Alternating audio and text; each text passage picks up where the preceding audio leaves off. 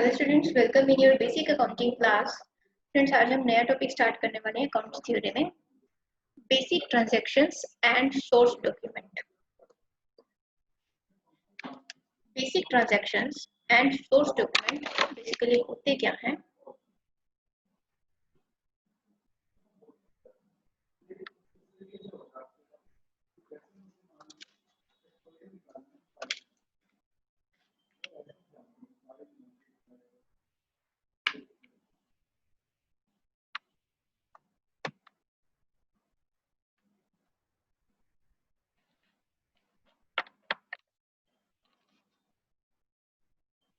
इसमें एक एग्जांपल के साथ हम इसको डिस्कस करते हैं।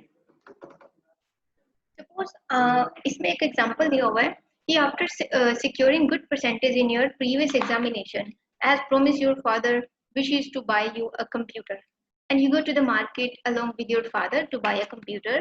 The dealer gives a cash memo along with the computer, and in exchange your father makes cash payment of rupees 35,000.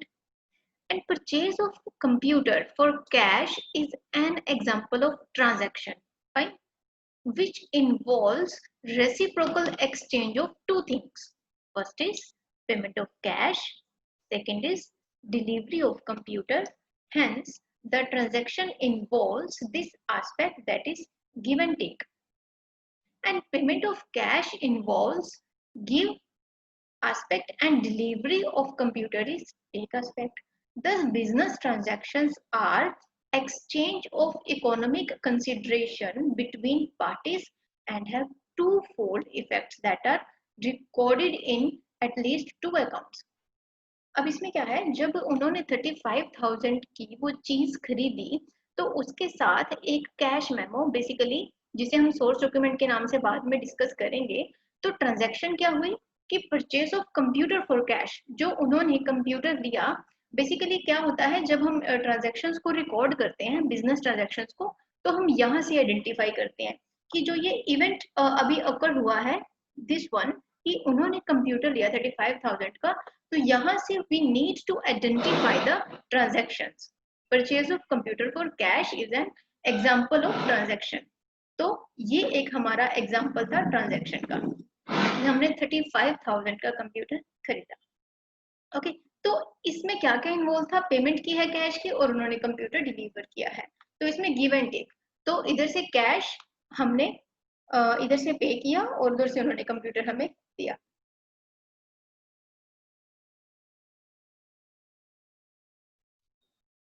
तो बिजनेस ट्रांजैक्शन क्या हुई? Thus, business transactions are exchange of economic consideration between the parties and have twofold effects that are recorded in at least two accounts. तो business transaction क्या हुई, जो हमारे दो accounts को इफेक्ट करती है, दो पार्टीज के बीच में जो हमारी हैपनिंग है, तो उसमें टू फोल्ड इफेक्ट्स बेसिकली जो हमारे दो अकाउंट्स में कम से कम इफेक्ट डालती है। Business transactions are actually evidenced by an appropriate documents such as cash memo, invoice, sales bill, paying slip, check, salary slip, etc. तो जो बिजनेस ट्रांजैक्शन है ये क्या है?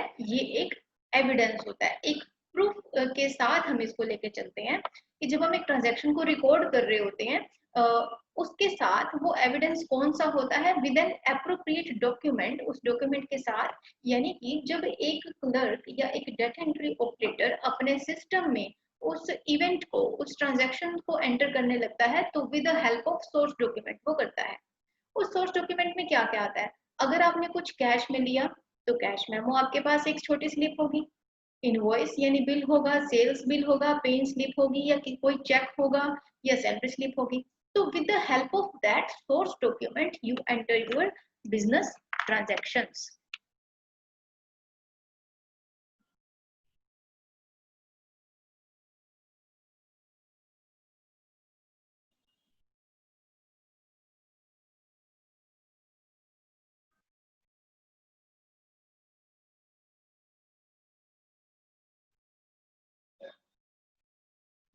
नेक्स्ट आते हैं इसमें, अ document which provides evidence of transaction is called source document और अ वाउचर। इसको आप ध्यान से देखेंगे, सी हम इस वर्ड को कितनी बार यूज करते हैं ना, वाउचर।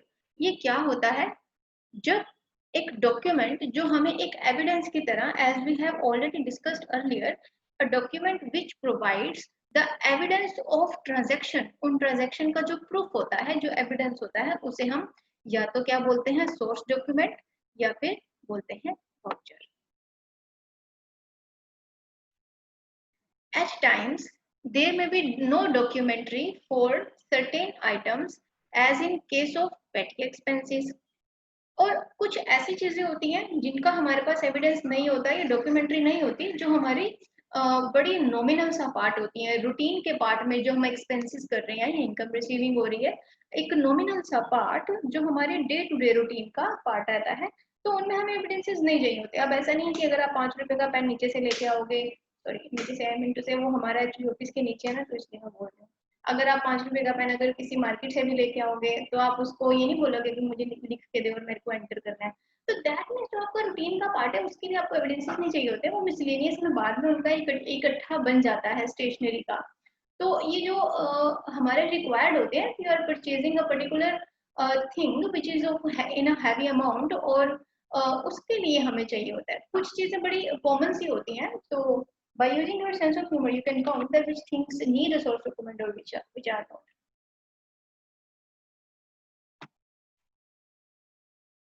The thing is, इसमें क्या है, जब आप एंट्री करने लगते हैं तो इसमें रूल्स से ज्यादा आपका सेंस ऑफ ह्यूमर काम आता है।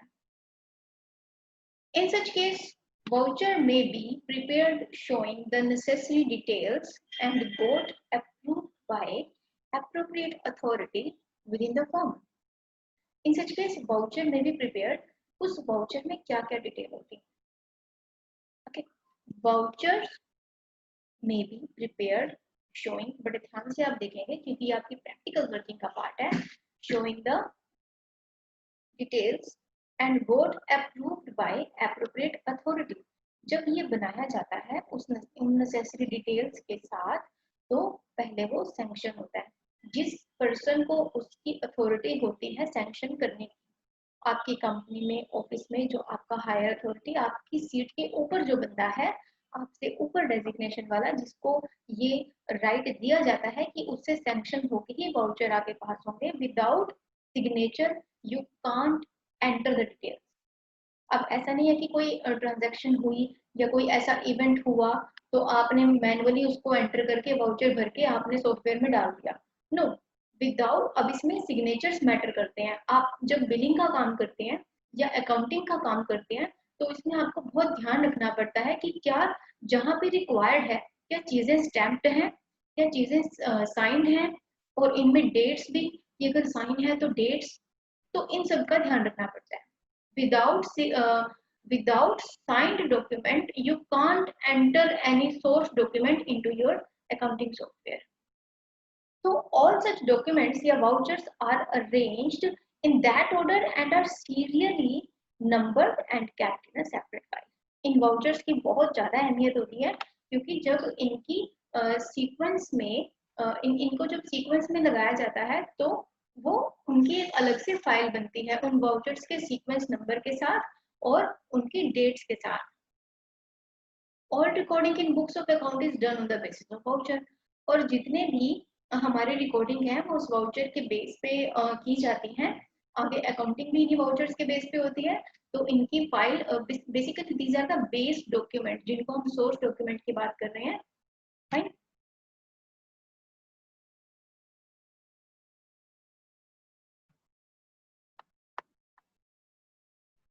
तो ट्रांजैक्शन वाउचर में सबसे पहले क्या आता है, नेम ऑफ फर्म, ये मैंडेटरी है।